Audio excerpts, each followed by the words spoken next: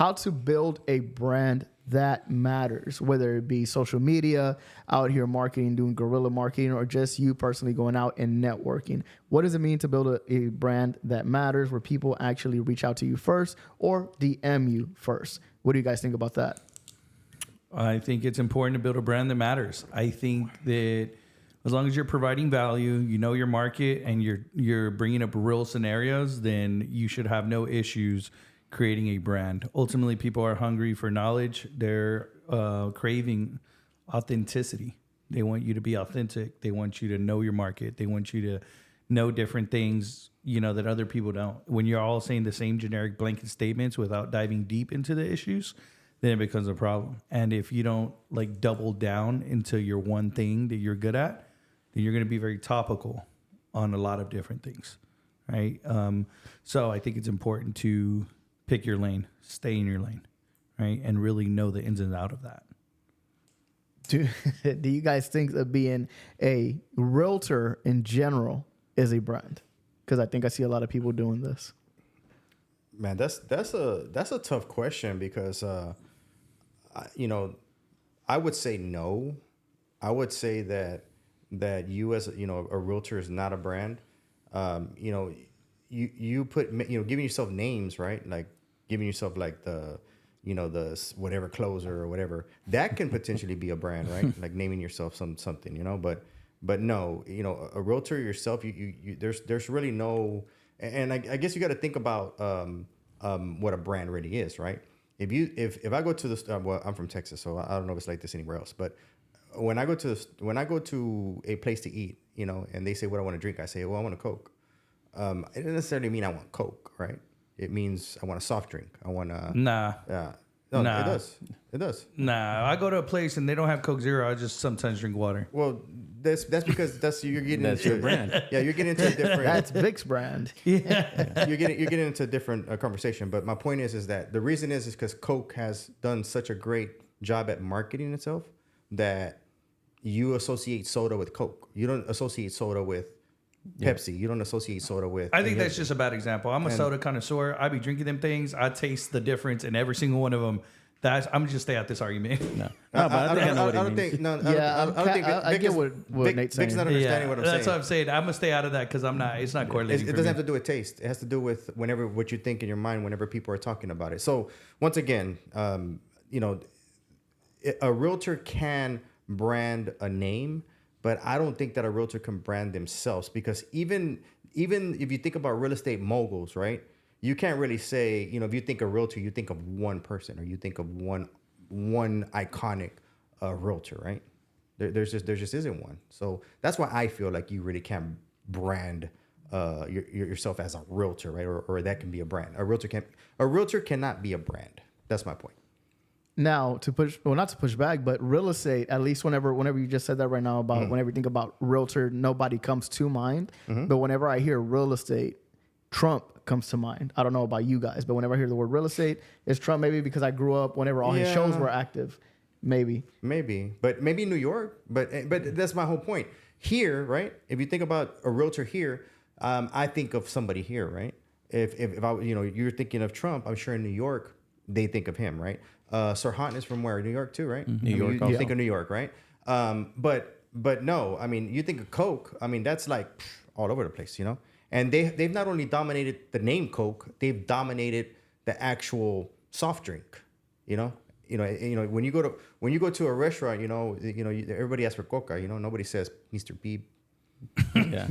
Pop. Yeah. So I think it's just being like Kleenex or anything like that. You say Kleenex, that's a brand, but everybody just says Kleenex because it's tissue paper. You say diapers. Diapers. Yeah. So, but I think just being a brand coming out of Instagram or anything like that, it's just kind of showing your personality. So it's you're showing it. That's kind of like if somebody thinks about real estate. First thing is just anything that's in your local area, like you were saying. Sirhan or anything like that. But like I said, if you are a brand in your local area, that's, you're trying to farm the Pasadena area, the Spring area, hopefully what people think about real estate, your brand sticks out, and that's what they think about you.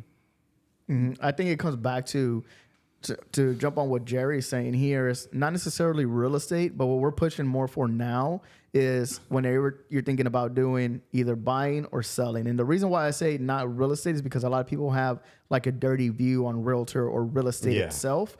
So now they're looking for people to help them buy, sell, or rent. That's what I've been hearing for people who are reaching out 9 times out of 10. Oh, I don't want to work with a realtor. I want somebody to help me rent a house. It's like, okay, well, that's what a realtor does. But if you don't you just continue to go down that path, they don't want to use a realtor because it's negatively correlated, or real estate in itself is negatively correlated because of the last few years that we've had within this business. And it's going to take a lot to clear up that name, especially while the industry is going through all these lawsuits, right?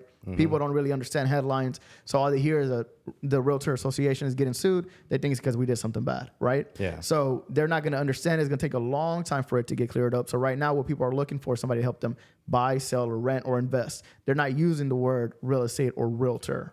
And that's actually something that I've done here, right? That a lot of my agents were kind of like, wow, no, like people take their real estate license and they get their title as a realtor and they're so proud of it, right? So, unfortunately, to some people, that's probably a big accomplishment, or one of the only accomplishments that they've ever had is get a real estate license. And so I changed it up here and I said, no, don't call yourself a realtor. I mean, I don't want to be called a realtor. So I've been calling my people sales associates, sales, professionals, and giving them titles, just to kind of get away from that bad stigma that the word realtor has gotten us, right? But something funny, right? I was just thinking about it right now. Talking about branding. Sometimes you're branding and you're trying to brand your company and you're trying to set up a certain image, and you can try to you can try to brand yourself however you want. Unfortunately, however you brand yourself is going to turn into whatever it is. I had somebody tell me, oh yeah, he goes, you're Lionsgate, you're the podcast realtor, and I said, what? And he said, I'm neither of those. They're like podcast realtors, and I said, nah. I said, yeah, the podcast real estate. Yeah, I heard about you, and I'm like, so we kind of have I guess. I don't know if that's branding or if it's a reputation. I don't know what it is. But I told Vic, I said, bro, let's just open a real estate company called Podcast Real Estate. And the only way you could get our training is by watching our podcast. You see, that's why I didn't even want to start a podcast to begin with. That's the reason why. But one thing that I did want to say, right, is whenever it comes down to choosing a brokerage, with a lot of realtors I see, is they want to go with a brokerage that lets them brand themselves. And I think it's very important. It's something that I fought against for a long time, especially when I first got in this business, but it's because where the business was at that point. It's now it really does matter who you're with, especially with everything that's happening within real estate. So that brokers that you get with, if they're just letting you brand whatever you want to do, like what backing does your brand have, especially as a newer agent or somebody who's building? I think it's very important to go with a brokerage who represents your values, your goals, and what you're trying to accomplish within the business itself.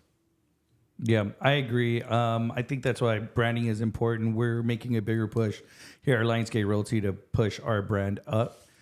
We offer a lot. We help agents a lot. We have a great culture here. We have a good company, a lot of support, a lot of guidance, a broker that's accessible, flexible, willing to meet with you at 10 o'clock at night. Last night, I don't know why he had me here waiting on a new hire agent, but shout out to Nate because I respect it all the way through.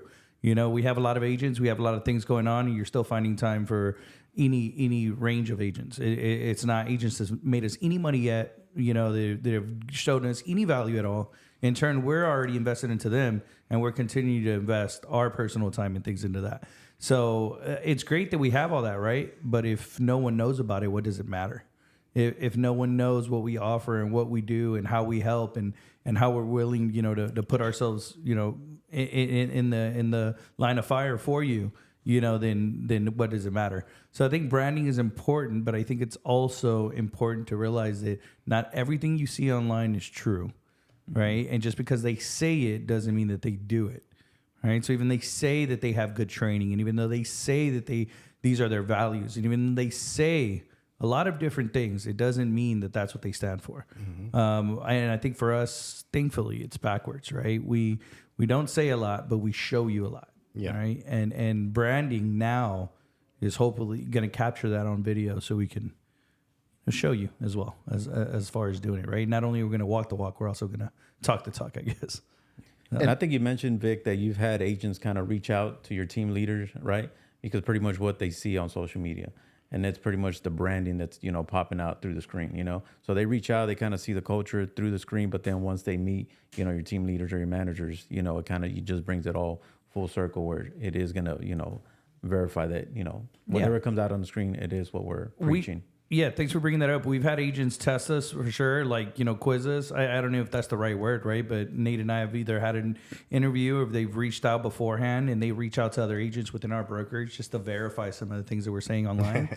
And we don't know, right? Like, we don't know. One of the agents just yesterday said that they called Yvette, you know, and Yvette's a brand new agent with us, you know, and Yvette's like, hey, these guys are here for me. They're helping me. You know, she said a lot of really good words for us. And she has less than a month with us, 3 weeks with us, just finished her training. She's on a good path.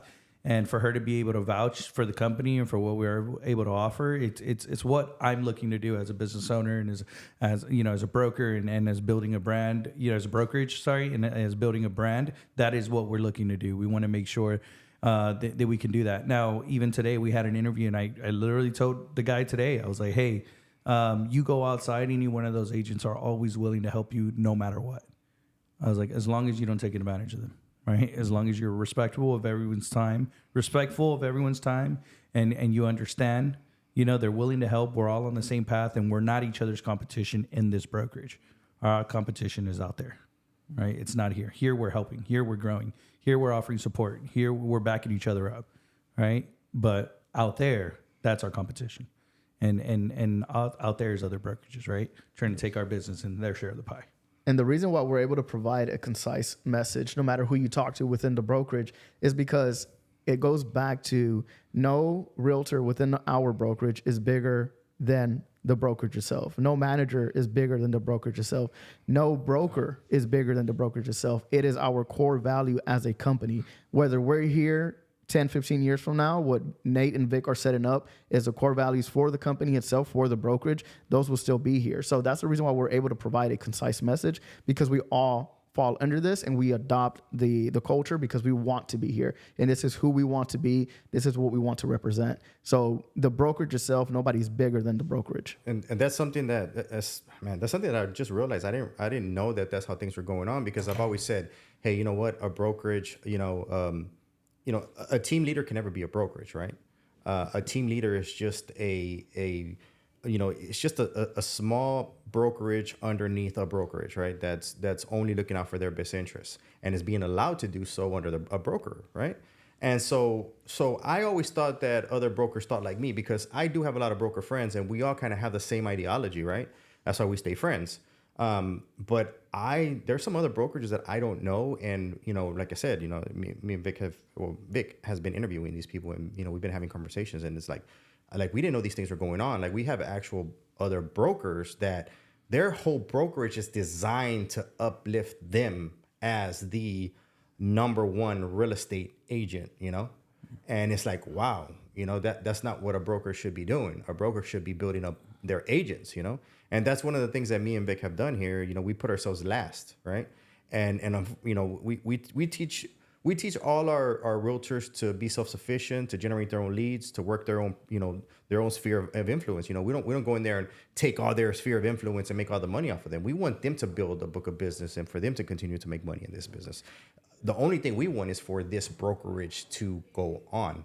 And if I position myself on top of this brokerage for the whole brokerage be designed to make me the alpha broker of the whole, you know, city, you know, then if something happens to me, if I'm gone or I'm out the picture, then this whole thing dissolves and goes away. And that's not the point. The point is for this brokerage to live on. And we do that by, and like Vick likes to say, checks and balances, you know? And like I said, and I've said this to everybody, every single body in this company is replaceable, including myself, you know? And you know, you know, sometimes they tell me things and I have, you know, sometimes it's a little bit tougher for me, right? But I have the humility to sit and listen to, you know, a 5-year, 7-year realtor, you know, tell me something, and I'm like, you know what, you're right.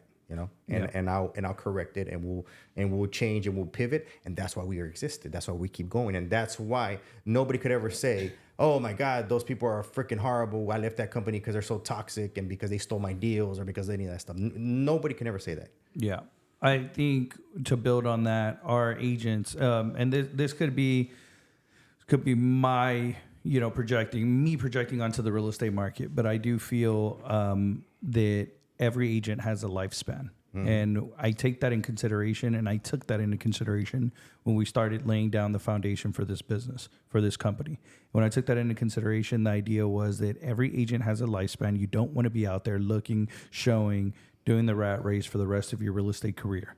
So when we laid down the foundation of our core values and what our mission statement was to build wealth through real estate, right? And I'm going to do that through real estate agent support. Right, and uplifting those real estate agents. And why that is important to me is because if everyone has a life cycle, but I'm able to help them build wealth and set themselves up in the future, then they will always reciprocate that moving forward. They will teach somebody else how to build wealth and teach them how to be successful. And in turn, they're going to do that here at Lionsgate Realty, the Lionsgate Realty way.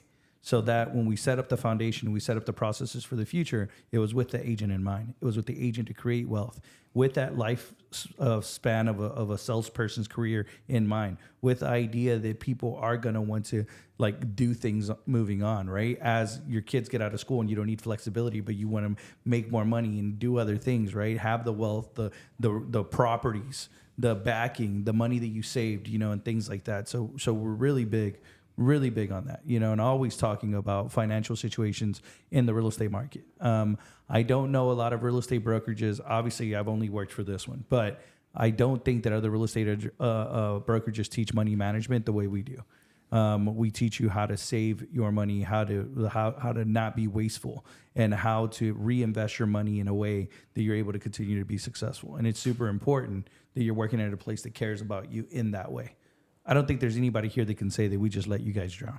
No, sometimes we just don't listen. A lot of times they don't listen. Yeah. And it's because of social media realtors that they see, they think that they can do these things, you know? And so what's funny, you know, something that I think we have that I don't think any other brokerage has out there, and that's realtor groupies.